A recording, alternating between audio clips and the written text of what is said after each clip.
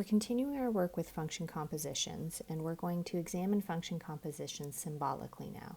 So symbolically, I mean we've been given actual formula definitions for an f of x and a g of x. In our first problem, we are asked to evaluate f composed with g of 1. And what that means in function notation is I want f of g of 1. And what I would do in this situation is I would first figure out what is this g of 1 that's on the inside. So just over here in a little scratch zone, I will calculate g of 1, 3 times the square of 1, subtract 1, or 2.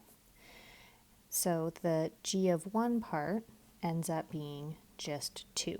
So now I substitute, so I have f of 2. And then f of 2 just means to evaluate my function by plugging 2 in for the x. So I get square root of 2 subtract 2, which is square root of 0 or 0.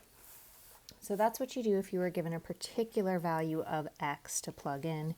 And in this case, the value of x that I was asked to plug in was 1. And so I plugged that into the g function. But then when I got that output, the output of 2, then I put that in as an input to the f function.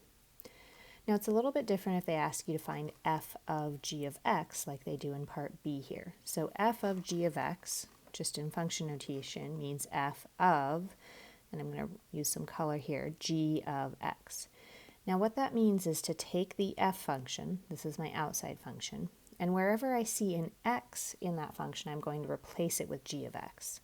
So the first thing I'm going to do is write the formula for the f of x function, but I'm going to put a big set of open parentheses where the x would go. So notice up here, this is where the x would be. Now this function composition asks me to put g of x in. But wait a minute, I have a formula for g of x. I've got the formula for g of x right here. So instead what I'm going to be doing is in the place of that g of x, I'm going to be putting the actual formula for the g of x, which is the 3x squared subtract 1. And then we have that subtract 2 there. And then we just simplify by combining our like terms, and we have 3x squared subtract 3. Now the order of function composition is very important. So g of f of 6, first write that as g of f of 6, means I first need to figure out what f of 6 is. So f of 6 would be the square root of 4, which is 2. So really this is saying g of 2, and then g of 2 is 3 times the square of 2, subtract 1, or 11. So notice here that I'm first plugging 6 into the f function, which is what I did right here, and then I'm taking that output, so that output of 2 then becomes the new input for my g function. So if we were to think about this in terms of functions, the original thing that I put into the f function was 6, what I got out 2, and then I turn around and I put that 2 into the g function, and what comes out of that is 11. So a function composition is basically just a two-step process. Now going this other way on part D, g of f of x, I'm going to start with the g function on the outside. So this means g of f of x.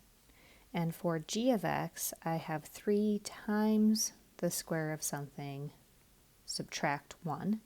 And the thing that I am supposed to be putting in there is whatever the f of x formula is. And the f of x formula is the square root of x subtract 2.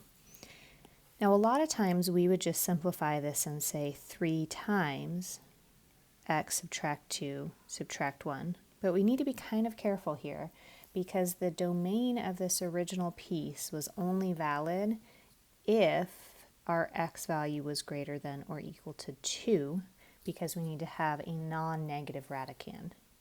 So I could simplify this to 3x subtract 7, but again, only if x is greater than or equal to 2.